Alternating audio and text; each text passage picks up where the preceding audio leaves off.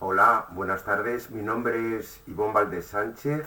Soy doctor en Sociología por la Universidad Pontificia de Salamanca y mi especialidad, desde que leí la tesis doctoral en el año 2010, es la sociología de la literatura, la homología entre literatura y sociedad.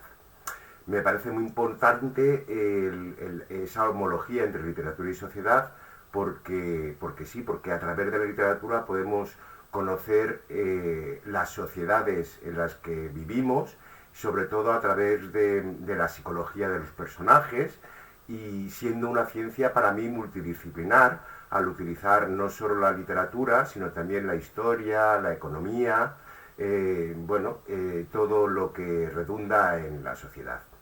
La ponencia que he presentado es Sociología, Literatura y Ciencia Ficción, porque entiendo que en la actualidad pues es importante el que nos fijemos en la ciencia ficción como un modo de representar los futuros o el futuro de la humanidad o los distintos pensamientos que tiene el hombre con respecto a su porvenir.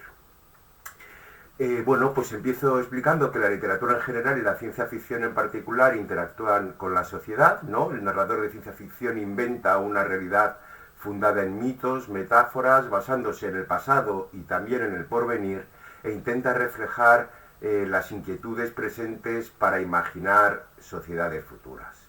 La ciencia ficción recoge estos imaginarios colectivos de la sociedad, apoyándose tanto en la ciencia como en la cultura para crear una fantasía, una hiperrealidad entre el mundo que es y el que vendrá. El escritor de ciencia ficción entiende el mundo en clave de presente y con sus expectativas y temores experimenta y expresa y describe el futuro que imagina. Puede ser un futuro lleno de bondad y bienestar y realiza en ese caso una utopía. Puede al mismo tiempo ser un futuro lleno de lo contrario de la utopía, es decir, un planteamiento utópico llevado a extremos y realiza una distopía. O en momentos clave, o cambiar los momentos claves de la historia y realiza una diacronía. Son las formas con las que el escritor de ciencia ficción, desde mi punto de vista, interroga a sus lectores con respecto a un mundo imaginado que puede o no hacerse realidad. Ya Robert Camerton, el sociólogo, nos habla de una profecía que se cumple a sí misma, es decir, que se autorrealiza. Es una definición falsa de la situación que despierta un nuevo comportamiento que hace que la falta concepción original de la situación se vuelva verdadera. También, al mismo tiempo, nuestra sociedad es una sociedad a riesgo, ¿no? Es decir, está expuesto a peligros inminentes. ¿Quién nos hubiera dicho en marzo de 2020 que una pandemia, el COVID-19, mataría a cientos de miles de personas en el mundo? ¿Le hubiéramos creído? La realidad, sobre todo ahora, es cada vez más compleja e ininteligible, y los escritores de ciencia ficción nos lo recuerdan continuamente. Por ejemplo, es una casualidad que un escritor de terror estadounidense, Dean R. Koontz, en Los ojos de la oscuridad, novela publicada en 1981, imaginó una pandemia global a causa de un virus al que llamó anecdóticamente Wuhan 400, un virus mortal que se propaga por el mundo sin que nada parezca detenerlo y creado para ser utilizado en caso de guerra, es decir, un arma química, un arma biológica perfecta. Además, fantaseó con un virus creado en un laboratorio de la ciudad china de Wuhan, anecdóticamente. De ahí el nombre de Wuhan 400. Y en lo único que no acertó es en algo que realmente a nosotros nos salva. Nos salva, me refiero, porque él imagina en esta novela, A los ojos de la oscuridad, que el virus tiene un 100% de mortalidad, mientras el virus que vivimos, el virus COVID-19, tiene tan solo un 2%.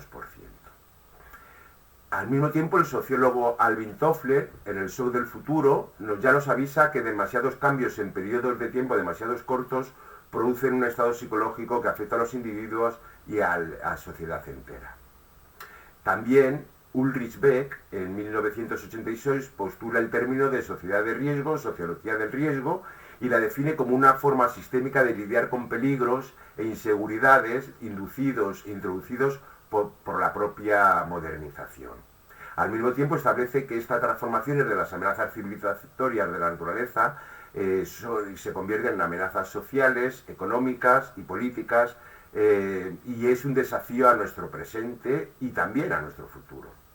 También el sociólogo Anthony Giddens, en La sociedad actual, habla de que en la sociedad actual, la sociedad industrial, la modernidad es mucho más dinámica que en cualquier otro tipo social anterior, y es una sociedad que, al contrario que toda cultura anterior, vive en el futuro en lugar que en el pasado.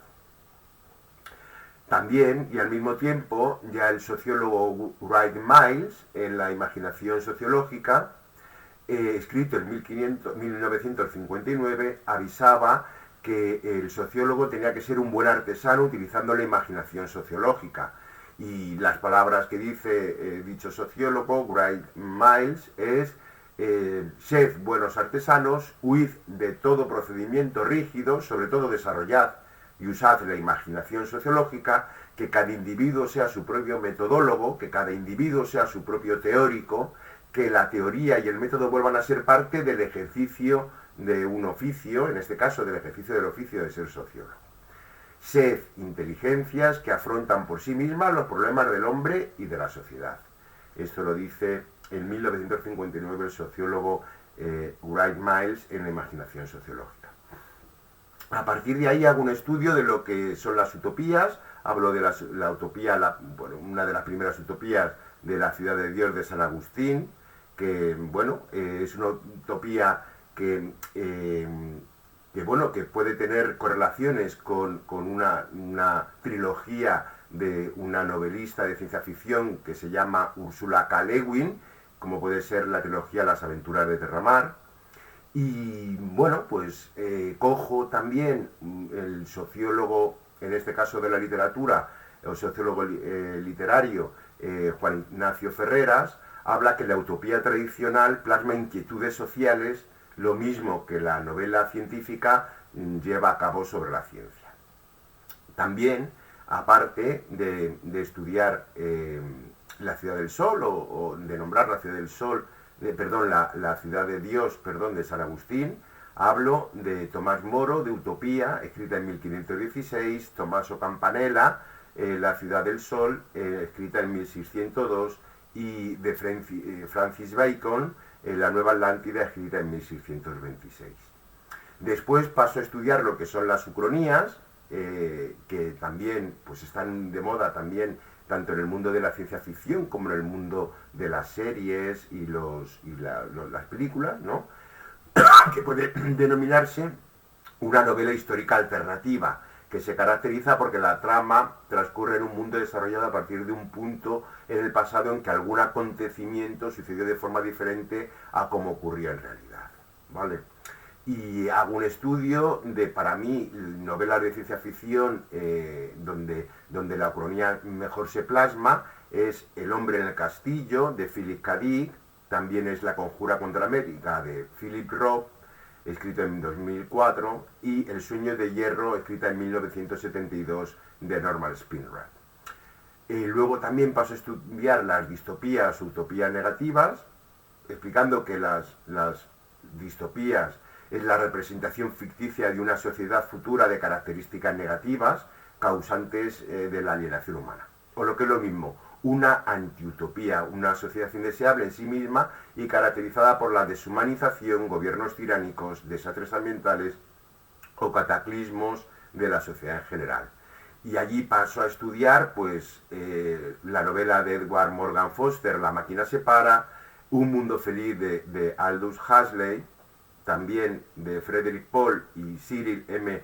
Kornblath, El mercader del espacio, al mismo tiempo de Robert Sheckley, La séptima víctima, de William F. Nolan, La fuga de Nolan, la trilogía del desastre de John Brunner, con todo sobre Zanzíbar, órbita inestable y el rebaño ciego, y dos obras para mí que resultan muy ejemplarizadoras de lo que es esta forma de escribir, ¿no? Que es de Ursula K. Le Guin, La mano izquierda de la oscuridad, que es considerado uno de los mejores trabajos, su mejor trabajo en ciencia ficción, que ganó los premios Nebula en 1969 y Hugo en 1970 por su arriesgada postura moral, así como por la exposición de los roles de género, ¿no? Aquí Ursula K. Le Guin nos propone que Gary Eye, diplomático, se dirige a un planeta glaciar cuyos habitantes son andróginos. Su misión es que los Geden del planeta invierno, cuya superficie está eternamente congelada, se unan a la Liga de los Mundos. Es una obra que analiza las relaciones culturales de los sexos, del hombre y de la mujer, y está considerada como una de las obras fundamentales de la ciencia ficción feminista. Le Guin describe en esta obra una sociedad ambisexual, cuyos miembros no son ni hombres ni mujeres, hasta que no alcanzan la fertilidad, al que la llama Kemer. Y debido a las circunstancias del entorno o del azar, pueden adoptar uno de los dos sexos durante varios días de cada mes.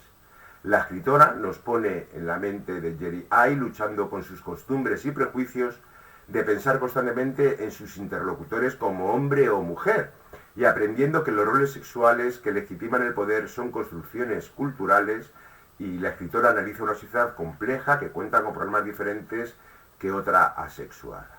¿Vale? Otra de las obras de Ursula K. Le Guin que analizo es Los desposeídos, una utopía antigua, bueno, donde se plantea, es un libro complejo, lleno de especulación, compara dos formas de organización social y política totalmente antagónicas, el planeta Urras, mundo tecnificado y capitalista, y la luna Anarres, sociedad pobre, descendientes exiliados de Urras tras una revolución anarquista. Bueno, mis conclusiones, que ya Pierre Bourdieu habla en 1992 de un universo social de la obra literaria, con lugar y fecha, es decir, universo social del autor, da forma y contenido a la representación del mundo de la novela, pero nada se da por sugerido hasta que el lector, mediante unas convenciones de lectura, descubre ese mundo imaginado, ¿no? Por lo tanto, ya no es el héroe problemático de la novela el centro del análisis sociológico literario, sino el mundo que da cobijo a ese héroe problemático, o lo que es lo mismo, el mundo y no solo sus héroes se han vuelto problemáticos. En nuestra sociedad, muchas de las organizaciones mundiales que se ocupan de la realidad del mundo predicen e informan con conocimientos de la ciencia ficción. Por ejemplo, el Departamento de Defensa de Estados Unidos tiene desde 2011 un plan para defender el país de una invasión zombie.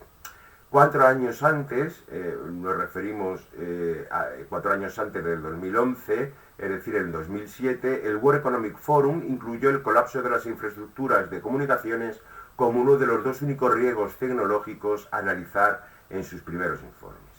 Pero la realidad en este caso supera la ficción, incluso la propia predicción hecha por sociólogos, filósofos e incluso escritores de ciencia ficción. Economistas predicen que más pronto que tarde los humanos no mejorados serán más prescindibles que los robots o las impresoras 3D. Las fuerzas del orden público utilizarán alta tecnología dirigidas por drones sin piloto y cibergusanos, delegando cada vez más en los algoritmos. El mayor miedo de la actualidad ya no es una pandemia a nivel mundial, sino el gran apagón eléctrico que devuelva al hombre a la edad de piedra. En cuestión de segundos, un ciberataque controlado por gobiernos, mafias o ambos unidos serán capaces de hacer caer la red eléctrica, dejando de funcionar las más básicas infraestructuras de transporte, desde un semáforo hasta un aeropuerto.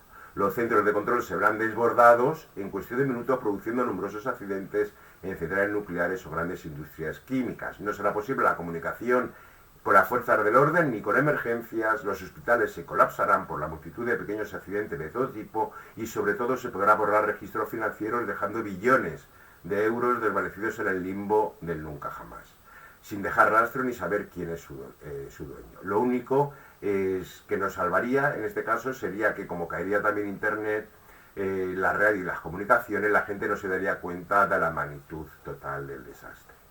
Bueno, pues esto es todo. Me parece muy importante el estudiar sociología, literatura y ciencia ficción de una manera unida, para que también el hombre pues imagine su sociedad del futuro y la invente. Pues nada, muchísimas gracias y buenas tardes.